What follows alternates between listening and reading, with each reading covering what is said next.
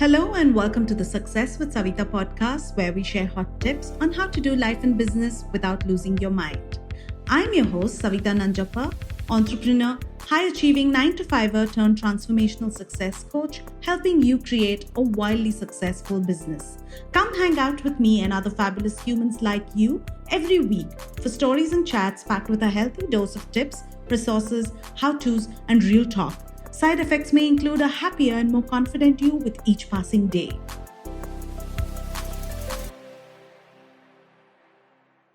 I'd like to introduce my guest on the episode today, Thirtha Uthappa. Thirtha is the founder and CEO of Samaara Jewellery. She is also a multi-passionate entrepreneur. Before starting her jewellery venture, Thirtha spent a decade working in corporate with IT companies such as HP, Oracle, as well as KPMG, handling IT transformational projects, organizational change programs, strategic management, customer centricity, service lines, and 100 plus hours of training. She has also been a CII speaker and authored thought leadership papers. She took on a variety of roles at work but was always inclined towards creating jewelry.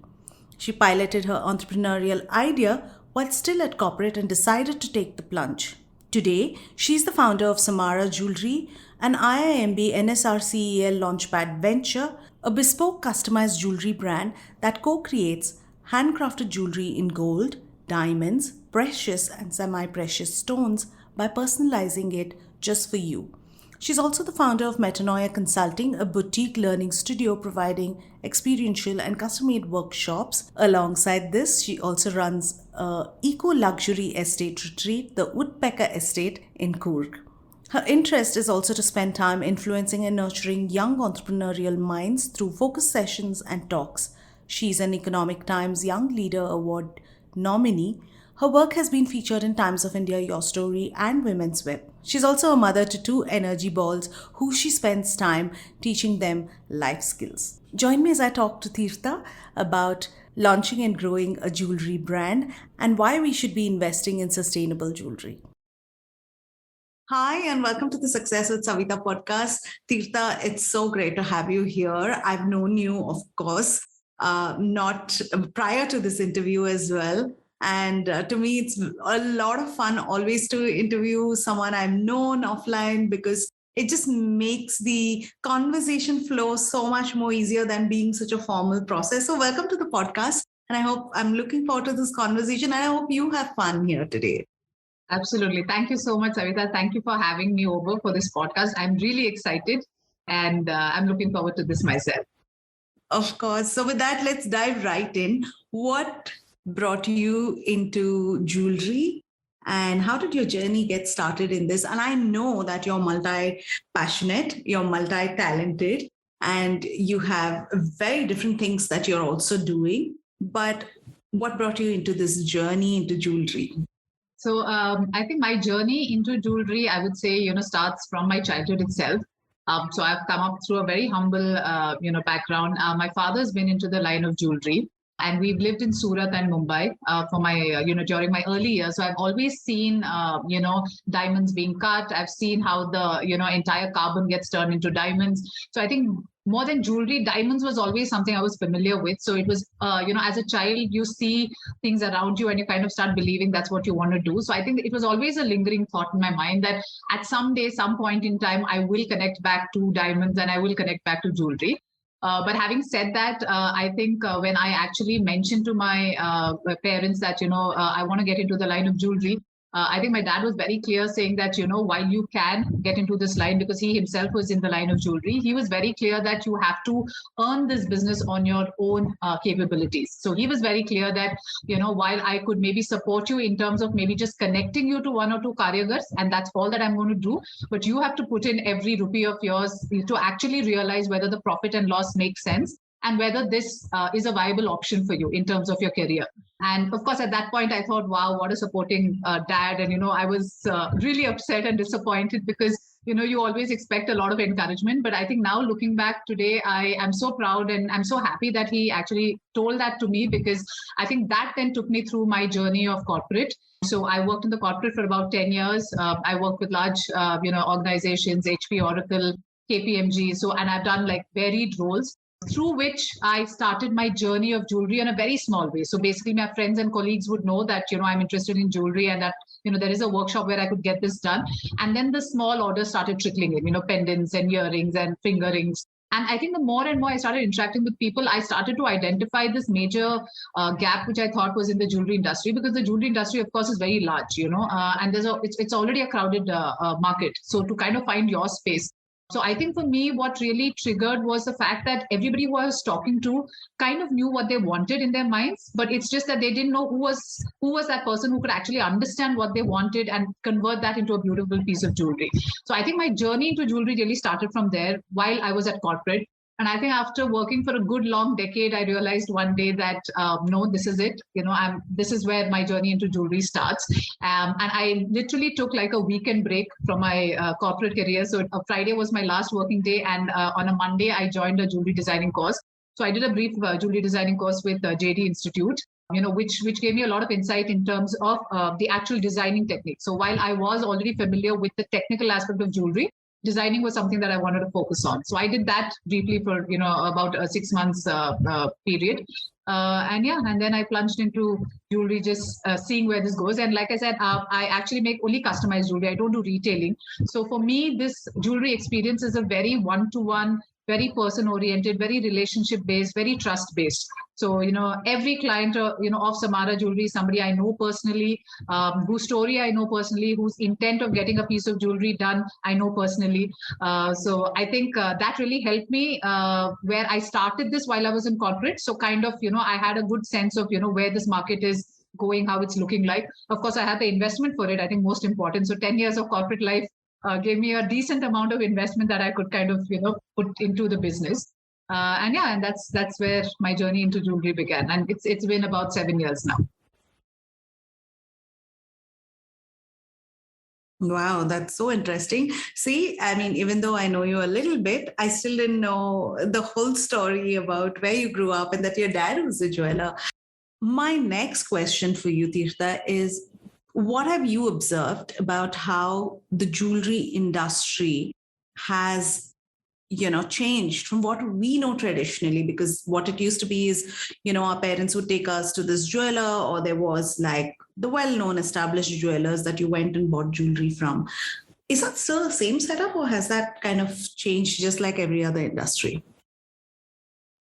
Yeah, absolutely. I think specifically in the jewelry industry, there's been a complete and a very significant change in consumer behavior.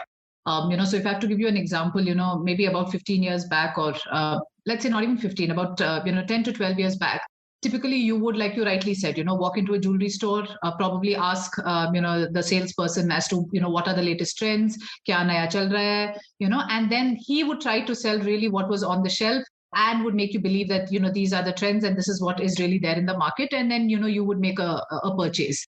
In fact, so much so that I think typically people were used to saying that, you set out one day saying that, okay, today I'm going to buy jewelry, right? So you take a day off from work or you plan it over a weekend. You set out with a certain budget, you visit 4 or 5 stores, you try to see what is it that you like. You may like something, you may not like something. And most of the time, a lot of us have landed up making a compromise when it came to jewelry, because you had kind of put that day aside for buying jewelry. So you had to buy jewelry, and sometimes you bought that jewelry. And then I've had a lot of my clients who, because I also remake a lot of heirloom jewelry, we redesign it. So they would take out those pieces and say that, this is something I picked up 10 years back. I wore it once for a function and then it's just been in my locker.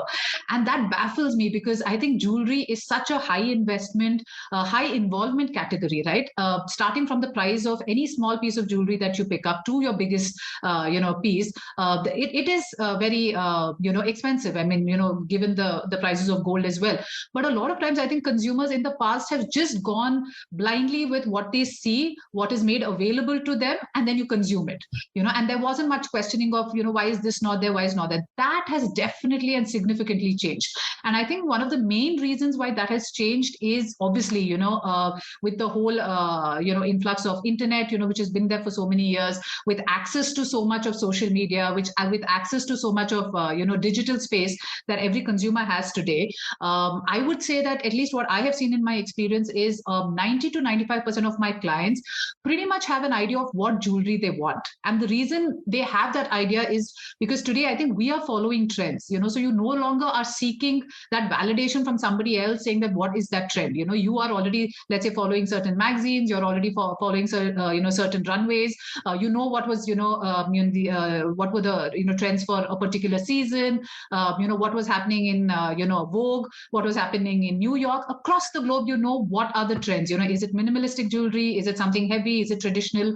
A whole lot of people following Indian brides, the big fat Indian wedding. So what is there available. But maybe as a client today, you don't always want that exact same piece, because I think each one of us love that fact that we want that individualistic touch to our piece. So while we may not really seek at something extremely unique, but there is something that we want tweaked or customized to make it our own. So I have a whole lot of clients who actually refer these kind of trends to me, saying that I've seen this, but clearly I don't want an exact same piece, but these are the pieces that have inspired, and this is the kind of jewelry I have in mind. And that's where the journey starts, where you discuss with the client, what is it that you want, we share ideas, they share ideas, so we kind of co-create, which I think is a significant shift that has happened from what used to be there before. I don't think before co-creation in terms of jewelry was existing. It was always a off-the-shelf purchase that would happen. You go see what you like and then you buy. But and every time you requested a jeweler, especially a retailer, to make that customized change for you or that small little change for you, the first thing that came across was, I think, reluctance, saying that this will take time and we'll need at least a month to do so. Obviously, because customization is not the focus there. So in that sense, definitely a lot has changed. Also, I think the mode of buying your jewelry. So very obviously people, today people are absolutely comfortable buying jewelry online. Of course, I would still say not all kinds of jewelry are bought online, but I think the mindset of a consumer today has changed to say that from not investing at all online for jewelry, I'm okay to invest this budget. I'm okay to invest, let's say, a below 1 lakh when it comes to jewelry purchasing online. So I think that again is a significant change. Also, the consumer, I would say, today is a lot more curious. Like before, you didn't have, as a customer, like I said, you went and purchased what was available. You didn't ask too many questions because you always felt this was an area I had no knowledge about, right? And I think that's how also it was kind of, that's how the entire setup worked. Nobody knew what is wastage. Nobody understood what is making charge. Nobody understood a lot of nitty-gritties when it came to jewelry, diamonds, and all of that. I think that again has changed. Clients today want to know, okay, if you're giving me diamonds, I don't know much about it, but I want to hear from you. So I think that knowledge information about where is it that you're putting your money, has also changed. So definitely a very significant and a very substantial change in consumer behavior. I'm sure. And I think, like you rightly said, the internet, you have it at your fingertips. So you can literally Google everything and whether, what the jeweler is telling you or what the designer is telling you, you make a decision based on all the information that's available versus when I was buying for my own wedding. I'm one of those people who's got stuff kept somewhere. We didn't really think. We were like, okay, maybe this will be okay, we had to get something, so buy something and you just wear it for that day and you never see it again. So yeah, very interesting perspectives that you are sharing. What have been some challenges that you have faced as a jewelry designer? Because you've literally transitioned from the old way to the new way. Those who are starting now, they start out from a different place altogether. But what has been some challenges that you faced? Yeah, I think challenges, I think, frankly, for me in my journey, I wouldn't say there have been too many challenges. The reason being, so I would, bucket that into two. One is when it comes to my work itself, right? In terms of the work that I have to do at my workshop, the entire jewelry market in which I operate with, and the second bucket, which is my clients. So when it comes to the market, I think there the slight bit of challenge has been, and this I'm talking about actually a workshop, not typically a private workshop setup, but a workshop which is your workshop, but it is, for example, actually set up in a place where a whole lot of goldsmiths work, right? So my workshop is actually set up in a place like that, where there's a lot of goldsmiths that actually work, and that entire area is known, like you would have certain areas known for a certain kind of work. This area is known for making jewelry, and in that kind of a market setup, predominantly you would have only men operating in that segment. You would hardly, in fact, I think in all my 7-8 years of walking into that workshop, coming out, I have never seen a lady, so that for me initially was a challenge, because I think just for people to, keep looking at you when you walked from your workshop to anywhere else, when you went to procure the gold, when you went to, sort out the diamonds, there have been many times where I have been the only women in a room of men, right? So when we are sorting out our gems, when we are sorting out, the diamonds, you're sitting there along with a whole lot of other people choosing the best for your clients. So that for me has been a challenge initially, because one, people are not used to women coming into that space. You have a lot of women, who have their retail store set up, so they're front facing, they're client facing, but it's all at their store, but not many of them actually in the market interacting with those karigars face to face, interacting with your suppliers face to face. So that initially for me was a challenge. But I think what I learned very early on is the more I'm going to look at that as a challenge for myself, the more I'm going to not be able to pick the best for my clients, right? And the more I will have to outsource that work to somebody in the sense, again, pass that work on of making that right choice, right selection to somebody else. So I think for me, very early on, I realized that I'm going to take this in my stride. And the more visits I start making, the more used to I get, to it. So I, as an individual, believe in this 21-day rule a lot, and I've tried different stunts to actually keep reiterating that fact to myself, that 21-day rule actually works. So this is another thing that I did, that 21 days straight. Initially, when I started off Samaara Jewellery, I kept visiting the workshop, sometimes even when I didn't have work. Even when I didn't have work, I would walk into the various stores, just to kind of have me familiarize myself with the market, and in a sense even have the market familiarize themselves with me. That there is this lady who comes with her bag and she's roaming around, so there was a sense that okay, she's also into jewelry, and that helped me, because 21 days straight, when I started doing that, my own comfort of operating in those spaces increased. Also, I was recognized by the suppliers as somebody who's also who's into jewelry, and I had a lot of them reach out to me directly. So that gave me more of vendor options, which if I had to do on my own, probably would have taken a longer period of time. And so this really helped, where you actually took that challenge as something that you really wanted to work upon. So I think from a consumer or from a client point of view, I wouldn't say challenge, but I think it's just a mindset where they still have to appreciate the fact that when you get something done which is customized, there's obviously a sense that it is very expensive. It is not, so it's not that customized jewelry is very expensive, but I think what needs to be appreciated there is the time, that an individual is giving to you. Like if you would typically compare, a jewelry that you buy across a retail store, you are interacting with a salesperson who is actually only trying to sell you what's off the shelf, right? So he has a certain inventory that he has to get rid of by the end of the month, and that is what he's trying to push.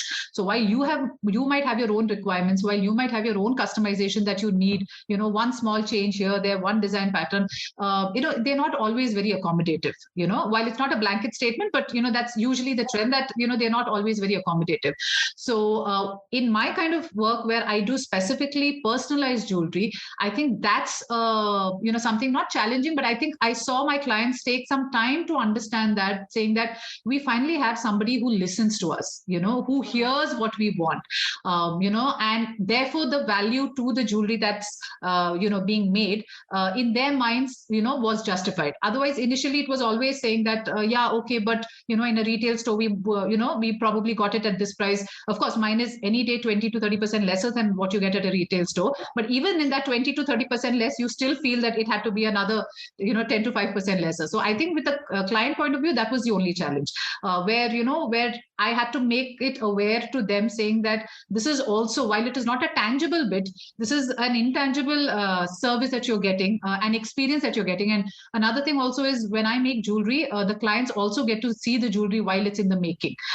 So when you order your piece of jewelry, you not just get to see the initial design and the final piece, but actually the different processes that the jewelry goes through. So I've had a lot of clients actually looking at those pieces and asking me, is it really gold? Because those are the stages it goes through. There's black and there's shades of gray and everything, and then the final beautiful jewelry actually comes. So it's a whole new experience, right? So that, I think, has taken my clients a while to understand, saying that it's not just a piece of jewelry we are buying, but it's also coming with a whole new experience. Wow. I think this is so interesting. There's so much to learn in this. What I love is this challenge that you set out for yourself, 21-day challenge. It works. And it's something that a lot of people don't understand, the reality of sometimes being able to deal with people at different at the grassroots level. It's different for different industries, of course, but you think there's so many female jewelry designers, so why should this be a challenge? But this is an aspect that, I hadn't thought of, and I'm sure the audience would find this very interesting. With that, I want to know what I like, for me, who's this jewelry dummy who knows nothing about jewelry, what are some key trends in the jewelry space now for our audience to listen to as well? So I think in terms of trends, there's a lot that's happening. I think people are also attaching a lot of importance to jewelry, also significantly because I think with COVID, and all the trends that were there with COVID, even from an investment point of view, I think gold was one of those factors that operated really well. Of course, people didn't get jewelry made, because you didn't have occasions that you were, allowed to, to wear it, but then just a general investment in gold. So I think in terms of trends, what people are rightly looking for nowadays, like you mentioned yourself, that there is a piece of jewelry that you had bought at your wedding and probably worn it a couple of times and it's in the locker. So that trend has changed a lot, where people really want to not have jewelry sitting in the locker, but really have jewelry in a way that they can wear it. So a lot of workwear jewelry that's there, a lot of lightweight jewelry that's there, and something that Samaara Jewellery specializes in, as one of our themes, is transformative jewelry. So we make a lot of pieces of jewelry that is transformative, where you can put many uses to one piece. For example, we've made chandbalis, that it's a single chandbali, but you can wear it in 8 to 9 different ways. Now that is, great value for a client of mine, because not only can she wear it, for her ethnic functions or weddings, but, at a day at office or a formal meeting, informal gathering, an evening cocktail, the same chandbali can be broken down, added, it's like your blocks, you add blocks, you make a big piece, you take off some blocks, make a, delicate dainty piece. That is something that I think a lot of clients are, increasingly seeking. Of course, there again, I would like to add that not all of them know that this is, something they can ask for, because again, I think that's going to take some time for clients to actually start saying that while you're creating this big piece of wedding jewelry for me, can you make it in a way where I can wear it not just like this, but in different pieces? Like in my experience, what I've seen is a lot of times this is information that I give to my clients, saying that they come to me only saying we need our bridal jewelry, but it would be me sharing that information, saying that while I will give you that bridal piece for that specific day, can I make it detachable? Can I make it in a way where you can wear just the pendant, just the choker? And then they're wowed about it, saying that, yeah, why not? I don't have to pay anything extra for that. Why not? It's for the same piece of jewelry that I can wear it, in different ways. So definitely transformative jewelry. Also, I think more lightweight and contemporary. By contemporary, I mean not that people are moving away from traditional. Of course, there is a good market where people also like, and love traditional designs. I think I personally also love a lot of, traditional designs. They're always there to stay. But more in terms of, people are now wanting more lightweight jewelry because they just see more use to it. Traditional jewelry usually are associated more occasion based, whereas your contemporary jewelry is something that, it can be put to more use. So that is another trend that we're seeing, like I said, more of office wear, more of party wear, detachable earrings, transformative jewelry. And some people are also playing around a little with the metal that used to be used. So typically, in India itself, culturally in India, again, if you go to different parts of India, there are parts of India, for example, in South, we are very particular that if it is gold, it has to be 22 karat. sometimes with logic, sometimes without logic. So I think that again is slowly shifting, with the generation now moving into jewelry, where people are willing to understand why is 22 carat used for something, why is 18 carat used for something. I think a lot of times people just went with the belief if it is gold, it has to be 22 carat, without really understanding deeper what was the reason for using 22 carat in making that piece of jewelry. So there's a lot more understanding in terms of why 18 carat and why 22 carat, and that shift is also happening. So I predominantly see a lot of that shift also in my clients, where they probably are looking at designs which typically are done in 22 carat, but if I can offer them the same thing in an 18 carat, they're willing to do that, because then they feel that they have more options to maybe get another piece done than just restricting to one big, large 22 carat piece of jewelry. They have more options in terms of the metal itself. So I think that also is a trend where people are not really stuck on just 22 carat, but are willing to experiment with even, let's say, an 18 carat. Like what you hear so far? Make sure you never miss a show by clicking the subscribe button now. Stay tuned as we take a quick break, and we'll see you on the other side of the show. And that brings me to a very different question. I'm probably putting you on the spot over here. Gold is traditionally seen as, if nothing else, just invest in it. Yeah. So with the changes in metal and between 22 carat and 18 carat, obviously there's a value change as well. How are people responding to that? Yes. So I think this, a lot of my clients, sometimes when they get, jewelry done, they always ask, 18, 22. So I have a very simple way of explaining it, right? And I'm going to try and do that here. So I think the myth that people have, and, these are conversations that I've had with my clients also, saying that, okay, we'll do it in 22, instead of 22, we'll do it in 18 carat, but you know what, I'll not get resale value, right? I'll get much lesser. Like when I actually try and sell this jewelry, I'm going to get much lesser. I think that the point that people fail to realize is, and just for the sake of numbers, let's say 18 carat per gram costs 100 rupees. Just for simplicity, it costs 100 rupees, and 22 carat costs 150 rupees. So today, if you're buying 1 gram of 18 carat gold, what you've paid me is 100 rupees. And if you're buying 1 gram of 22 carat gold, what you're paying is 150 rupees. So obviously, when you've made a purchase, you have paid less.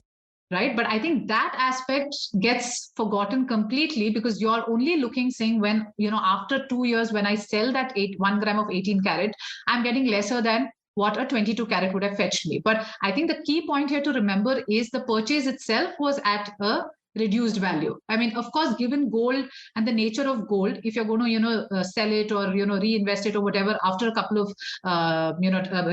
years or even, a certain amount of time, gold by its nature normally has a tendency of increase, right? So you anyways are going to get a higher value than what you would have paid. But, you can't really compare. It's, in my opinion, I feel it's comparing apples to oranges, because you've paid less for 18 carat gold, but you're expecting the same value as that of 22 carat, so that doesn't make sense. So I think that's that difference there, and when clients understand this, then they're realizing that, when you made the purchase, you paid a 50 rupees less. And probably that's the differential that you're going to get even when you sell it. True. So I think a great point on value investing in gold, and also the fact that as a metal that is appreciating, whether it's 22 or 18 carat, but it also depends on the time. And the next thing that comes to mind as you were sharing this, of course, is, do jewelry designers now have to be online, or will the traditional way of just having an in-store?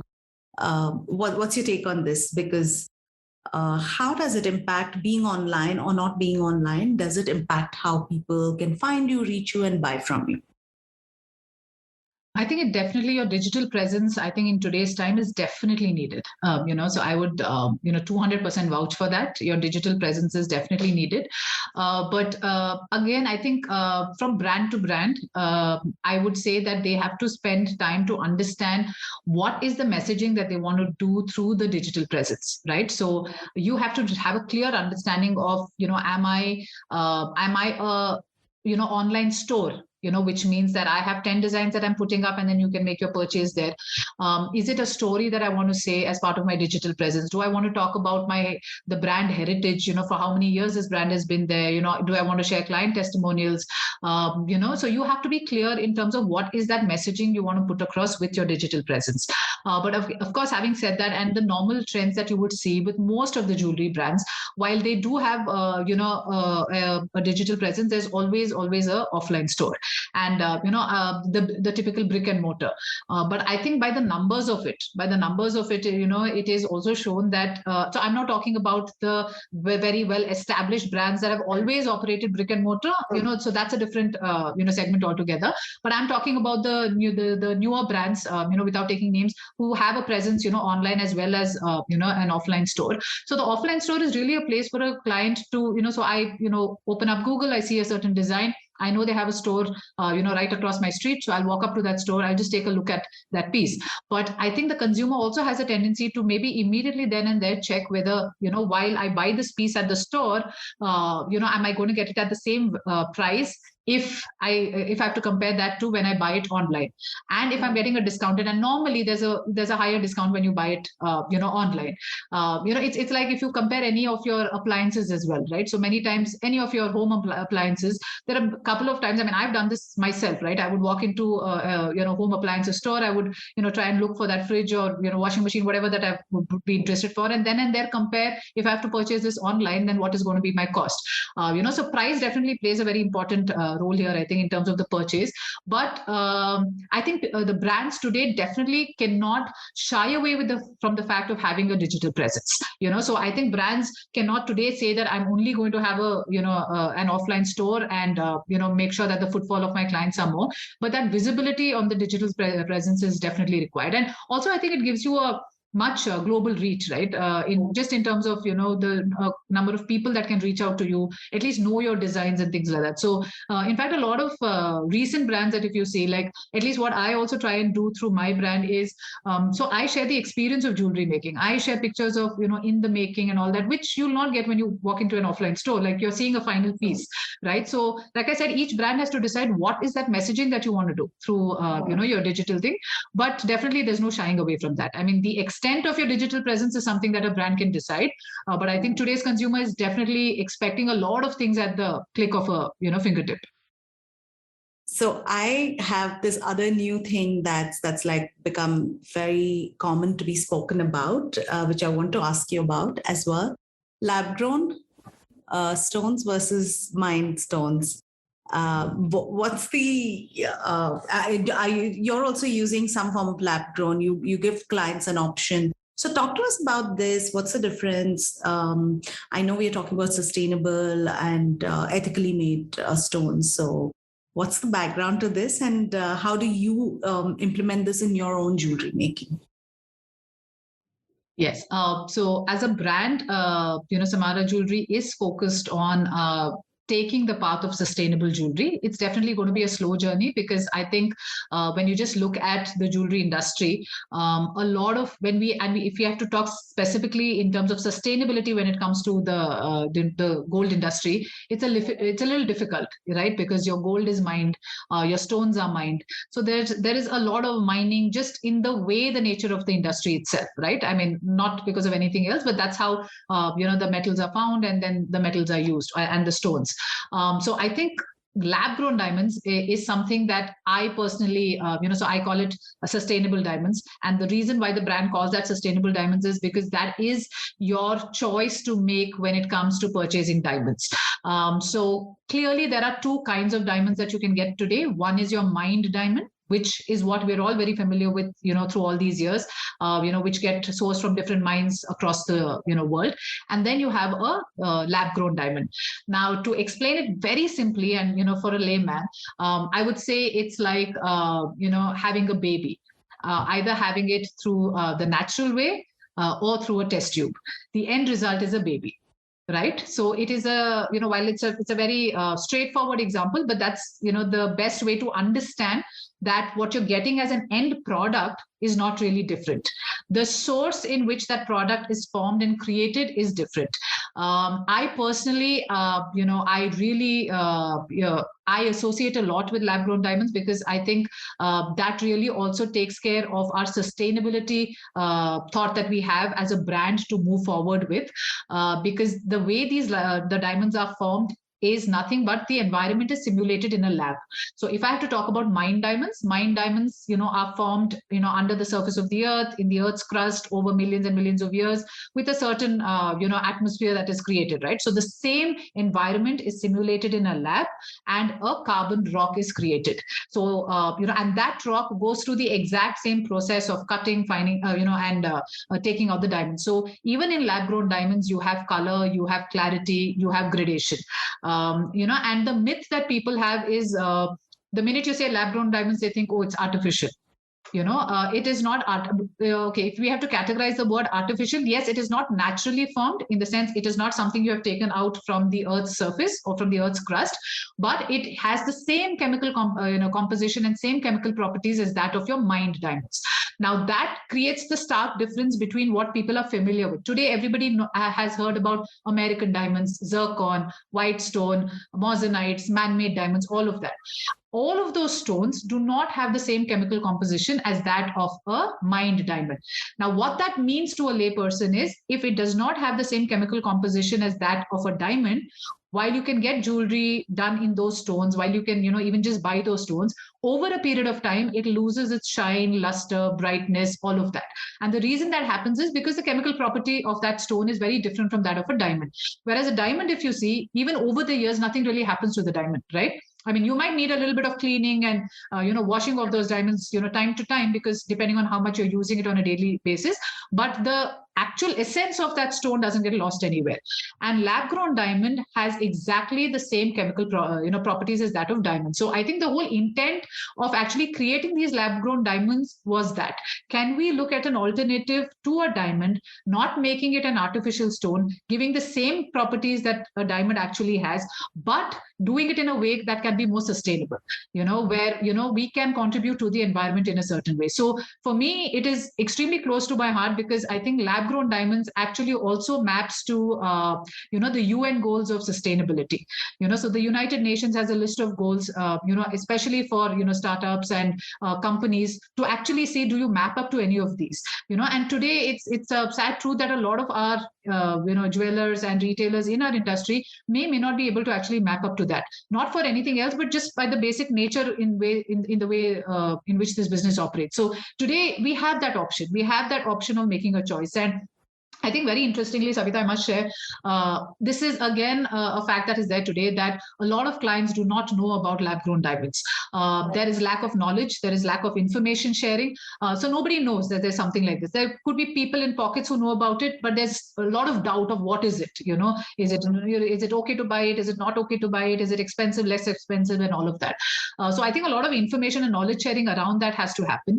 And I'm very glad that, of late, in fact, I think around 5 or 6 recent brides that I have done jewelry for, who came to me for their, engagement rings, for their solitaires, for their bridal jewelry, where I got a chance to discuss with them and give them the option. So end of the day, of course, as a person who, in my business of jewelry, I'm here to offer you, what you would want. So, and Samaara Jewellery as a brand also, for me, it is about creating jewelry the way you want it. So if your preference is to go in for a mined diamond, I would be able to give you that. But if your preference is to go in for a sustainable option, I'm also able to give you that, right? So I was very happy that, while I was sharing this information with a lot of my brides to be, saying that this is also an option that is there, they all their solitaire rings, most of their bridal jewelry was done using sustainable diamonds, and that for me was a real kick, because, they were happy too, because obviously they got bigger stones, so that anyway brings a joy to the face. Cost wise, it's much lesser compared to mined diamonds. But I think more than all of that is just a conscious decision,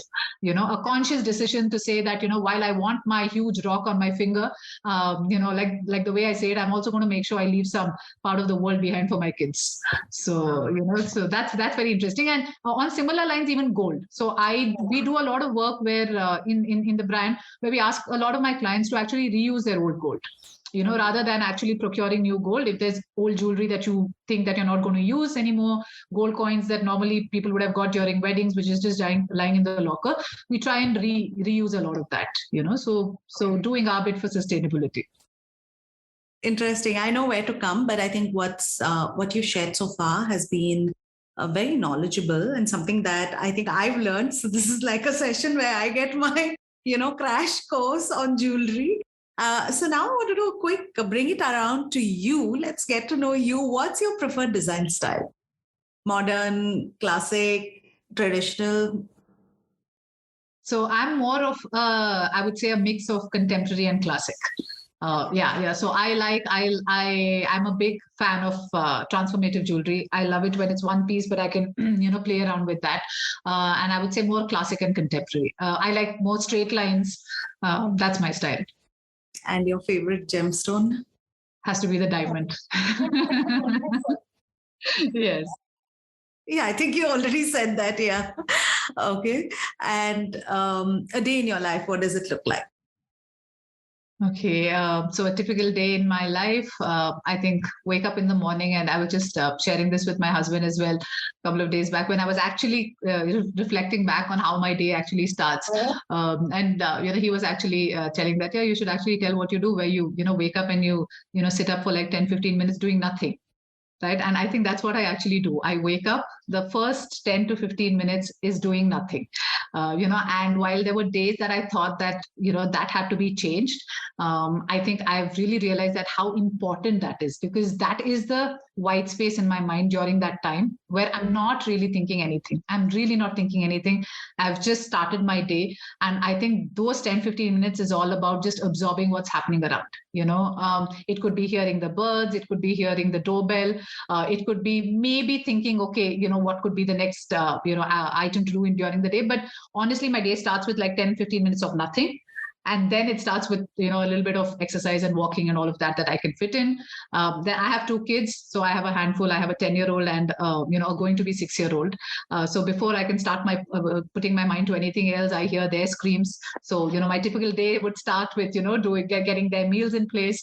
And then, of course, my work starts in. And I also, apart from jewelry, I also have my workshop bit that I do, under Metanoia Consulting, where I actually conduct experience-based workshop for corporates and individuals. So between Samaara Jewellery and that, I spread out my day. Workshop visits are something that I love. So, that has to happen at least 3 to 4 times in a week. That happens. And I think for me, it's very important in my day. I have to catch up with my friends. It could be on a call. It could be a personal meetup. Spend time with my husband once he's back, listen to music, so I think, for me, my day, and for me, I think as an individual, I'm very clear that everything is a part of what I do.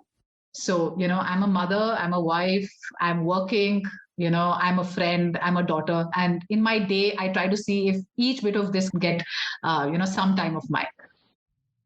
Oh, I love hearing about everybody's days. I'm the typical warrior. And thank you for sharing that. I also want to ask my last 2 questions as we come towards the end of this interview. And it is just like one takeaway that I want from you. Not going to put you on the spot, but what's one key business lesson that you've learned so far? I think the key business lesson that I've learned is sometimes we get, carried away with the fact, or rather disappointed with the fact, if you feel that your idea is not absolutely unique or absolutely different. We forget to understand that it's not that your idea has to be absolutely, unique or different, but you could be having the same idea as somebody else, but if you think you can do it much better, that can really be your USP. So that for me has been a big learning, because like I said, in my industry, I'm talking specifically of jewelry. I think I've realized that, it's such a crowded market, you have such established brands, but if you can really find your space and your niche, right? Like I said, like for me, it is my clients pretty much know what they want. They're looking at customized pieces. They're looking at personalized pieces. They're looking at jewelry, not just from a purchase point of view, but from an experience point of view.